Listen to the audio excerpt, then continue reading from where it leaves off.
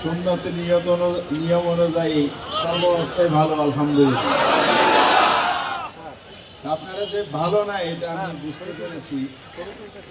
এই কিছুক্ষণের জন্য এখানে দাঁড়িয়ে যে অসহনীয় গরম এবং রৌদ্র, এতে বোঝা যায় গত এক সপ্তাহ কিভাবে আপনারা সময় কাটাচ্ছে।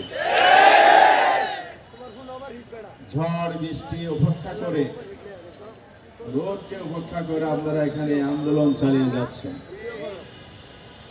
আজকে এখানে সমবেত হয়ে ইতিমধ্যেই বক্তব্য রেখেছেন জামাত ইসলামের কেন্দ্রীয় নির্বাহী পরিষদ সদস্য, মহানগরী আমির, সাবেক ছাত্র নেতা নুরুল ইসলাম বুলবুল, আমাদের কেন্দ্রীয় নির্বাহী পরিষদ সদস্য মুবারক হুসাইন, বাংলাদেশ খেলাফত মজলিসের কেন্দ্রীয় নেতা মাওলানা জালালউদ্দিন।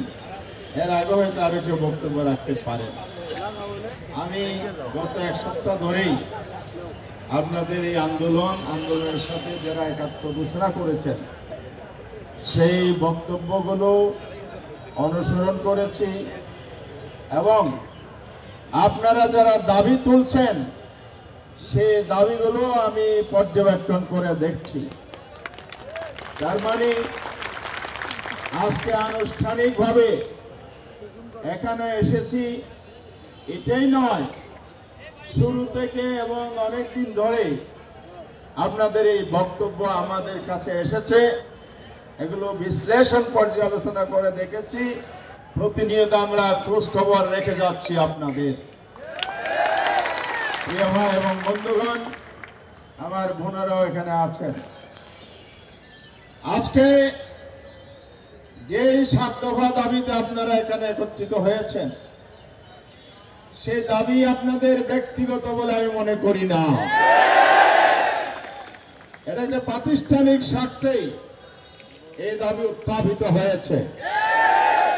কারণ বাংলাদেশের নয়, পৃথিবীর সবখানে অর্থনৈতিক উন্নয়ন, সভ্যতার বিকাশে বিদ্যুৎ হচ্ছে চালিকা শক্তি।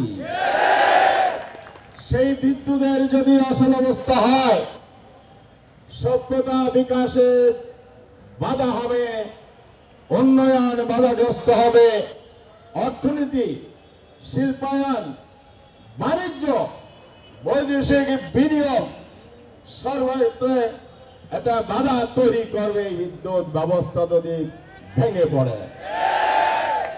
আজকে বাংলাদেশ দ্বিতীয়বার স্বাধীন হয়েছে। স্বাধীনতার স্লোগান কি ছিল? 24-এর যে গণঅভ্যুত্থান, বিপ্লব, we want justice, আমরা কি চাই? ন্যায় বিচার চাই। we want justice, we want justice, we want justice। আপনারা কি জাস্টিস পেয়েছেন? পান নাই। কেন পান নাই? এর কারণ অন্যতম হচ্ছে দুটো।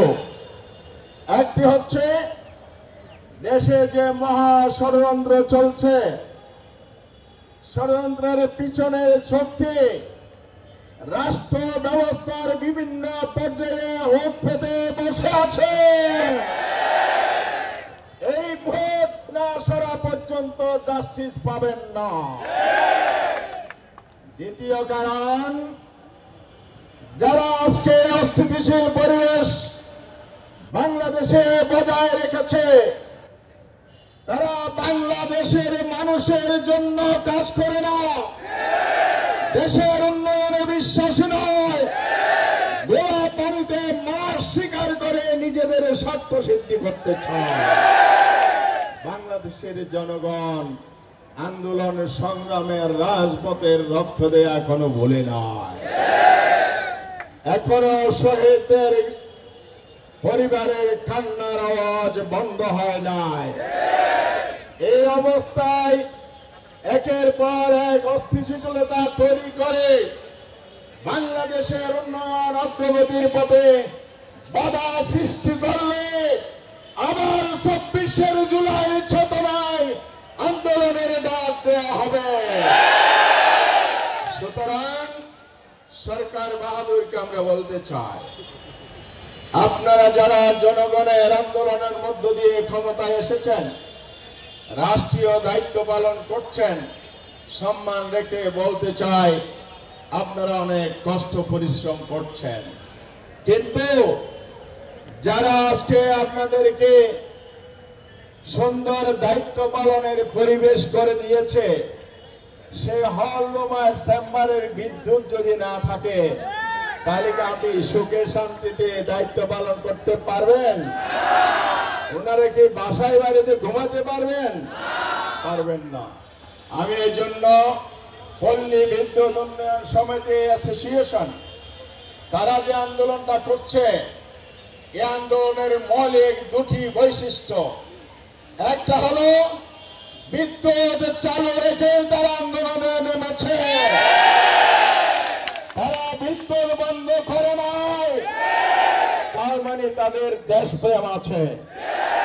আমরা যখন শুনি পল্লী বিদ্যুৎ সমিতির কর্মীরা দেশের বিরুদ্ধে ষড়যন্ত্র করার জন্য রাস্তায় নেমেছে,